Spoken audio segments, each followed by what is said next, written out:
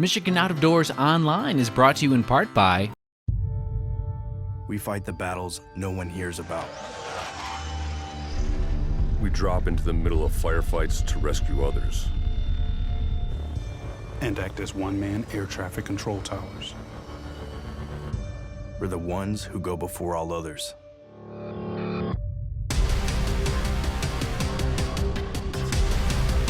Join the fight.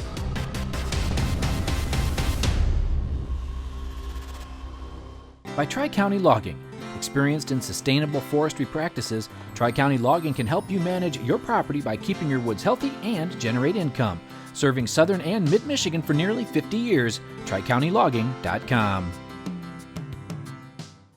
Hi everyone, welcome to Michigan Out of Doors. I'm Jenny Silik and we've got an exciting show in store for you this week. It's firearm deer season and I'm here in a blind in St. Clair County on a friend's farm, and we had all sorts of things happening out here the first couple of days of the season. We're going to show you all of that on this week's show. You won't want to miss it. And Jimmy and Jordan have some other excitement in store for us this week too.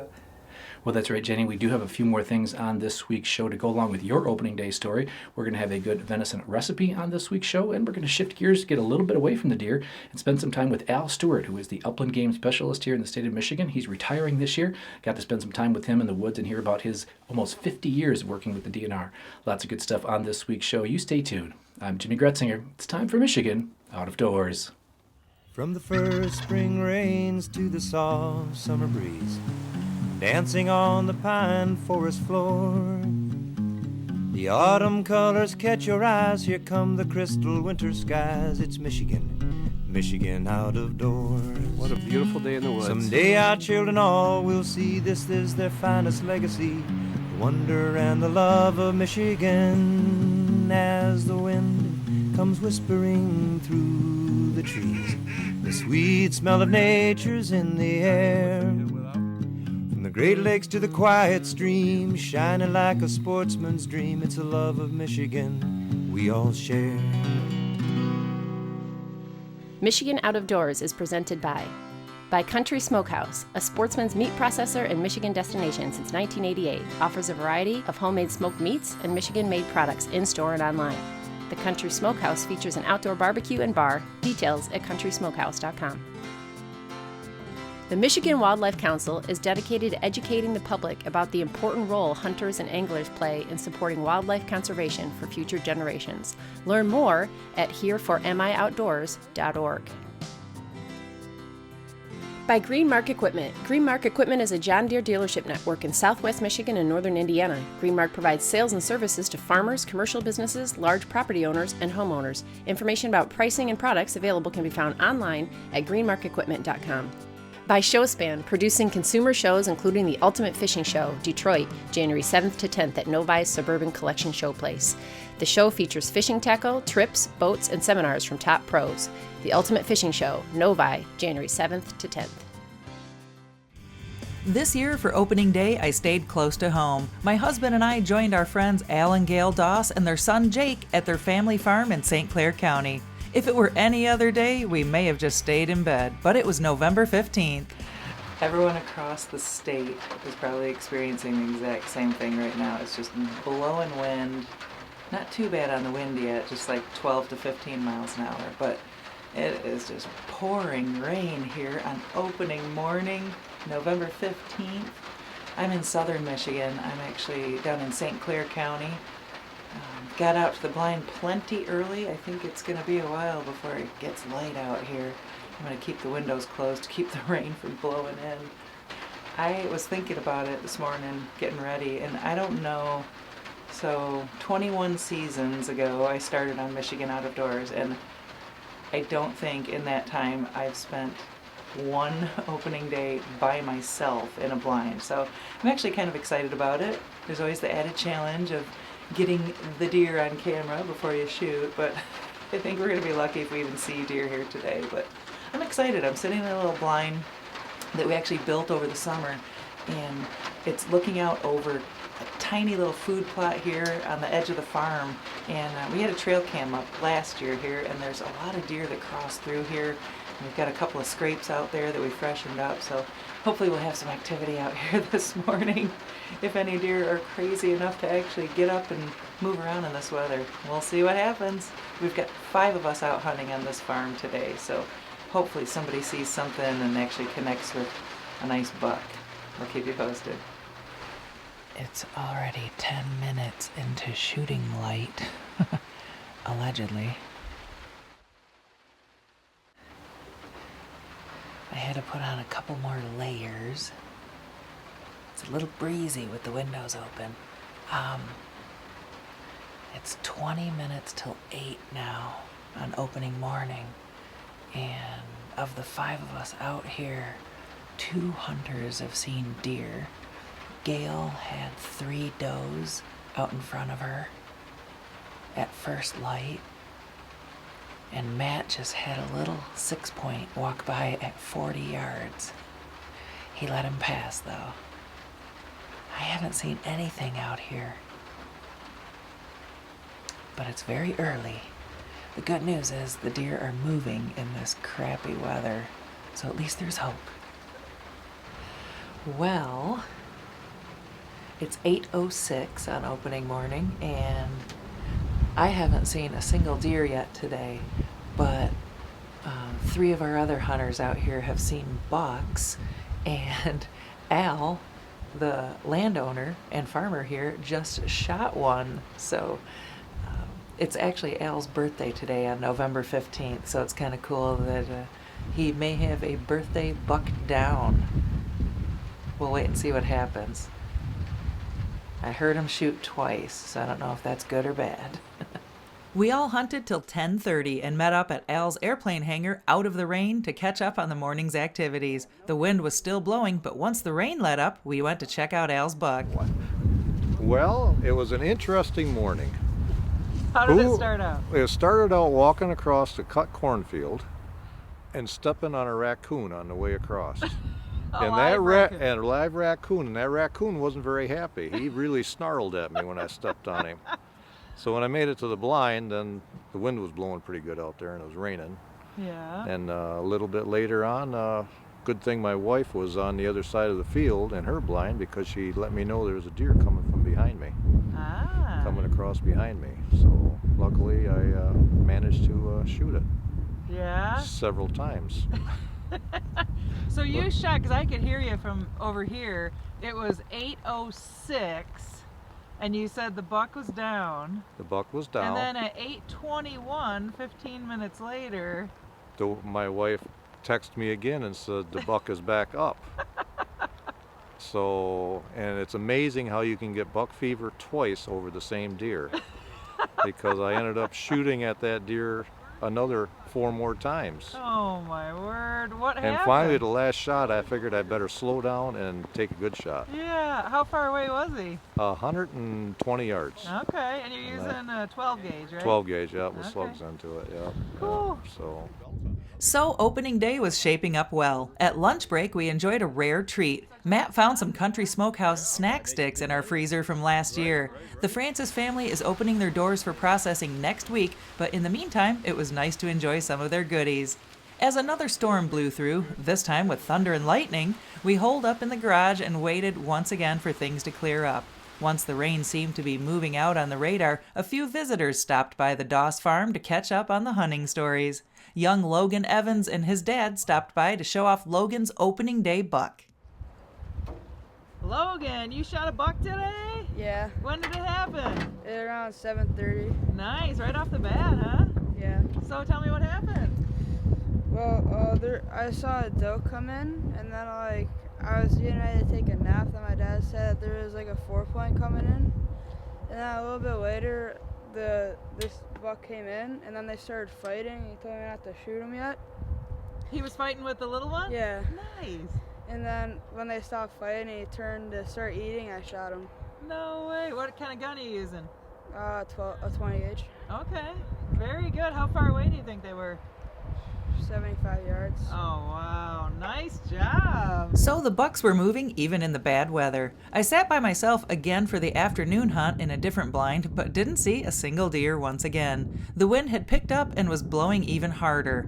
The next morning was a little more calm, and I decided to sit with Gail to see if we could capture a successful hunt on camera. At first light, things were shaping up nicely. Right off the bat this morning, we seen 2 little does come across the field, and we got to look at them this morning. So maybe it was going to be a good day. They're moving. So, and then we seen another one up a little bit farther in the field, and watched that one. And they didn't seem to be stopping and eating. They were just cruising through. So, and then we relaxed for a little bit. There's a buck. It happened really fast. I was facing the other direction, and it just popped out, and I just looked over, and there it was. And I had enough time to pick up my gun and rested it on the window, and it started moving fast. He's going. Okay, hold on. I'm gonna shoot.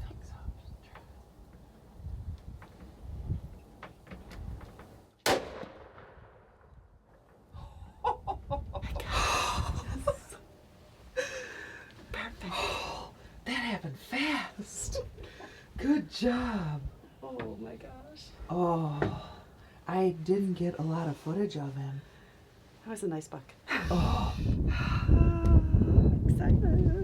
Excitement. I shot 2 does earlier this season, and a buck, it's probably been 2 or 3 years, but by far this has been the biggest. So, of course, it's amazing that it's on film, so that's a plus. So, I'm excited. Well, it wasn't opening day, but it sure was close. Beautiful. Al made his way over to check out Gail's buck, and we heard another shot ring out on the other side of the farm. That other one might have longer tines. We can check that trail cam that he probably walked right in front of. Oh, Matt shot one now, too. Is that Matt? Yeah, that'd be Matt. My husband did end up dropping a unique-looking 6-point buck, and we made our way over to check it out. Oh. Sweet. It's a cool rack. Yeah. Nice. Yeah, I wouldn't let that one go. Not when he's staring me in the eye. I mean, he was on the side of the hill. I mean, we're looking eye to eye like, where'd you come from? He's a couple years old, you think? Yeah. And again, while we were admiring Matt's great buck, Al and Gail's son Jake dropped a buck in the same field where Al shot his the morning before. So in a banner couple of days, the buck pole at the Doss farm had an unprecedented 4 bucks hanging. 2020 has been an unbelievable year in many ways, and it was nice to see something positive happen here in St. Clair County during the first 2 days of firearm deer season. Starting with Al's opening day birthday buck, then getting Gail's hunt on camera, walking up on Matt's deer with him, and tagging my own deer the next morning, but you'll have to wait to hear that story. Special thanks to the Doss family and all the landowners across our great state who share their property with all of us here in Michigan's Out of Doors.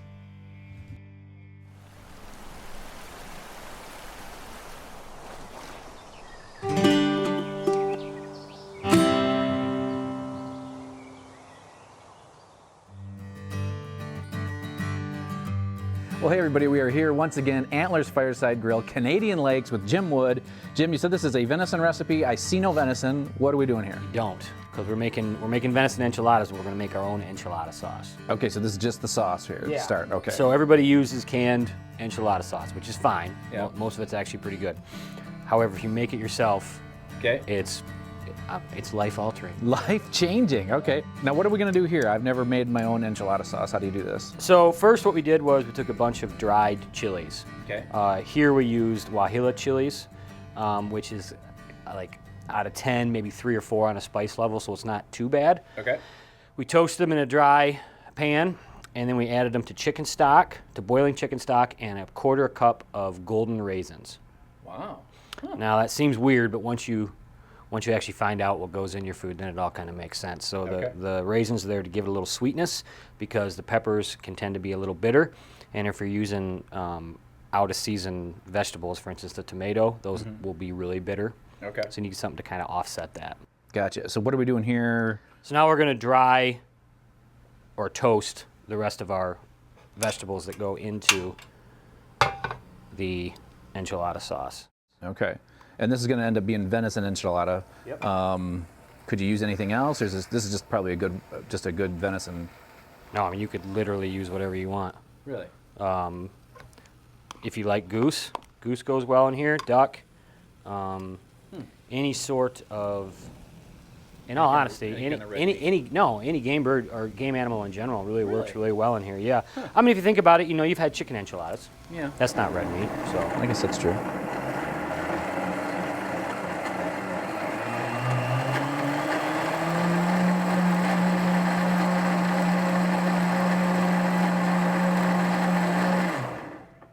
All right, Jim, the venison has made an appearance. So what are we doing now? So now we're actually going to cook the enchilada mix. Okay. And we've got just a little oil to the pan. We're just going to brown that up. Just going to add some green onion or some red onion. And we're cooking the burger all the way through, correct? Yep. Okay. So what else you got here on in the ingredient side? So we've got the venison. And then we're going to add a combination of salt, chili pepper, and cumin. Okay.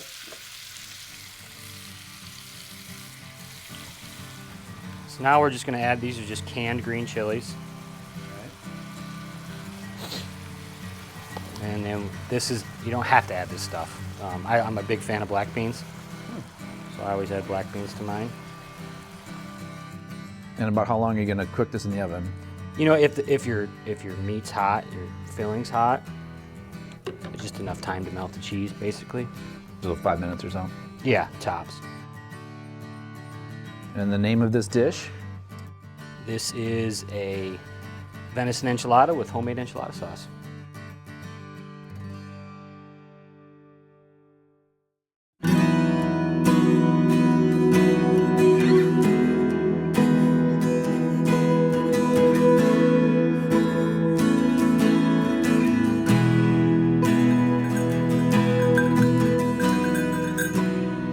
A couple of weeks back found me in one of my favorite spots, getting ready to hit the woods with some good friends and some good dogs.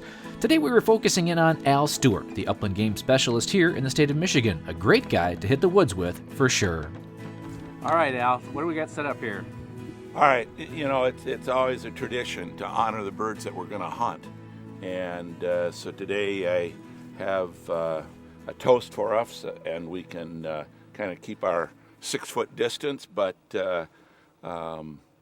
here's, we're going to use apple cider today because we're going to go out and hunt now. So, you know, we always want to stay safe. And this is a tradition that you do all the time? It's a tradition, yeah. So if you want to grab...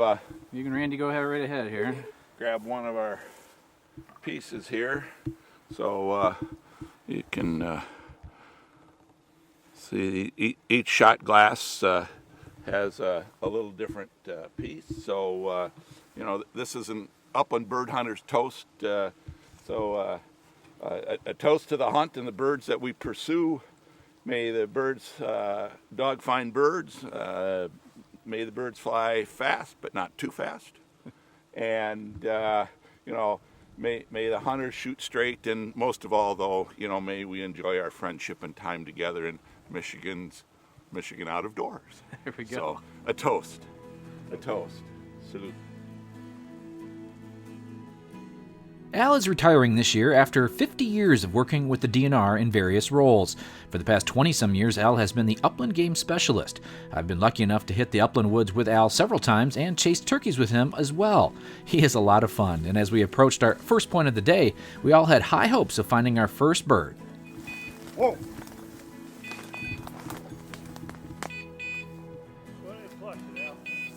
Whoa!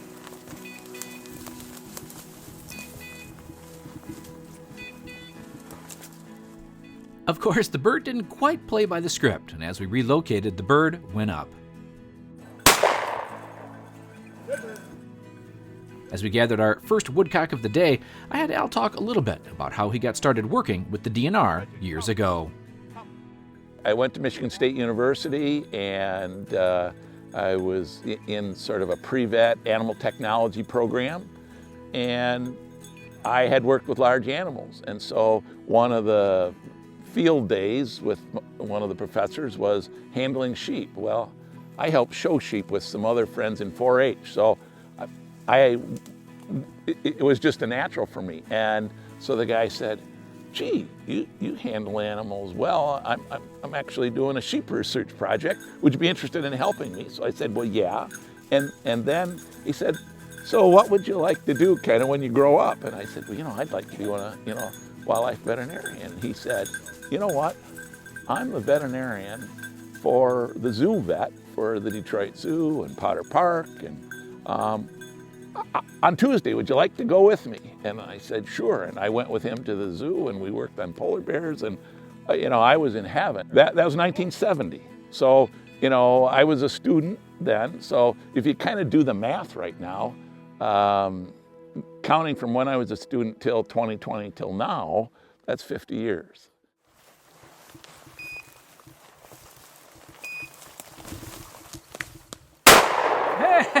Hey! Get it out? Got it. Good shot. Good bird. Nice. Hot man. Nice. There you go. Nice job. Hey, thanks. It was good. We had a good dog point, and we were able to walk up there and get the bird to jump up in front of us. Finally got one to hold for us. Got one to hold really well. They've been very spooky today. Yeah. Just very spooky. The scenting conditions are really hard for the dogs. So sounds like we've got another one down right now. Yeah, so we better go look for that one. Great. With such a long career, I asked Al if there were a few things that really stood out to him that he was able to accomplish while working for the DNR. Well, I've been, again, very fortunate to work with a bunch of great professionals, but I think one of the key things was to have been able to be involved with the wild turkey restoration in Michigan. So, we went from hardly any to over 200,000 now, from just shooting a few during the hunting season to being, fourth in the nation for wild turkey harvest. So, being part of that, being part of I had the chance to go to Iowa and capture some birds there and help bring them here, and then with the birds here, help to, take them to the different restoration sites that we had throughout the state. And so that's really been pretty great to see that you were part of a bigger team of folks who really made a difference that way. But I like Woodcock. I always have loved Woodcock, and we have the Woodcock banding program in Michigan, and I've helped over to see that and expanded a lot more. And so we band more American Woodcock chicks in Michigan than anywhere else in the world. And we do it with volunteers, about 100 volunteers who have fine pointing dogs, that are trained. We have training sessions. That's very rewarding too. Also along today was good friend Randy Strauss. Randy was one of the first people I met when I started working with Michigan Out of Doors Television. I blame him for spoiling me and showing me what a good grouse and woodcock dog is supposed to look like. There it is. Nice. Nice job, Randy. Thank you, Jimmy. Boy, that was that took us 5 minutes to get to this point. Yeah, I'm whipped. Good shot, great point. Good way to end the day. Good way to end the day. And I heard, while we were going on this one, I heard Al shoot over there. We got to see what he did. All right, that's here. Here she comes. Look at that. That's here. Right here. Release. Let go. That's a pointer mouth for you. Well, you found another one on the way back to the truck, eh? Yeah, I did. Yep. So I was able to connect with 3 today, so that's pretty good. Yeah. And we had a great day actually for finding woodcock, but the scenting conditions must have been really tough because we had a couple of seasoned dogs that just weren't picking up on the birds as well as they normally do. So yeah. From all of us who have chased upland birds or enjoyed a spring turkey season, we do owe Al a very well-deserved thank you. And what does the future hold for Al? Well, he has a setter he's planning on chasing for the next decade or so. And if you ever see him parked at a state game area, lifting a glass of apple cider, I suggest you stop and listen to the stories of this one-of-a-kind Michigan man. Thanks for joining us this week for Michigan Out of Doors. Make sure you come back in the next couple of weeks. We'll show you how Jimmy and Jordan did for opening day and all that crazy weather we had for firearm deer season. We'll have all sorts of other things headed your way this fall. If you'd like to see where we are or what we're up to, you can always check us out online. Well, that's right, Jenny. Online, always a great way to kind of keep tabs on us. You can do that through our website, our social media platforms, as well as YouTube. If you want to subscribe to our channel there, you get an email every time we post something new. Lots of good stuff coming over the next few weeks. We'll have some more firearm deer season for you, as well as all sorts of other stuff. What a great time to be a sportsman here in the state of Michigan. If we don't see you in the woods or on the water, hopefully we'll see you right back here next week on your PBS station. Michigan Out of Doors is presented by... Do you dream of somewhere bigger than your backyard? You can get there with Greenstone. Whether you want to hunt, fish, hike, or just watch the sunset, we're ready to help you own your place in the great outdoors. To learn more, visit greenstonefcs.com. WorkingPerson.com. From the factory floor to the job site and into the field, WorkingPerson.com supplies work boots and shoes, workwear, safety gear, and more for individuals or outfitting your whole team. Learn more at WorkingPerson.com. By G5 Outdoors, makers of the Quest and Prime bows, manufactured and designed in Memphis, Michigan.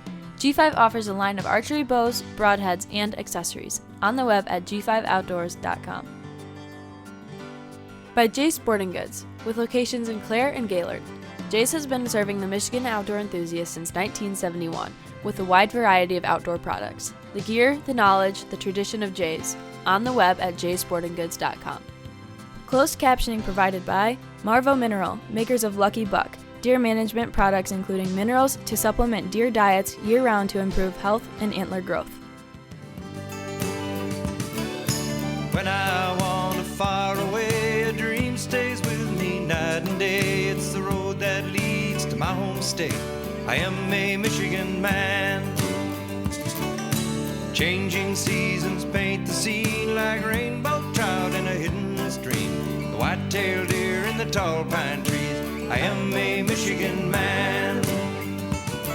I am a Michigan man. Ask where I'm from and I'll show you my hands.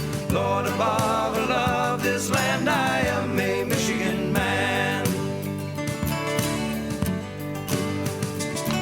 From the Keweenaw down to St. Joe, Kalamazoo, East to Monroe, to St. Marie and back again. I am a Michigan man. I am a Michigan man. Ask where I'm from and I'll show you my hands. Lord above, I love this land.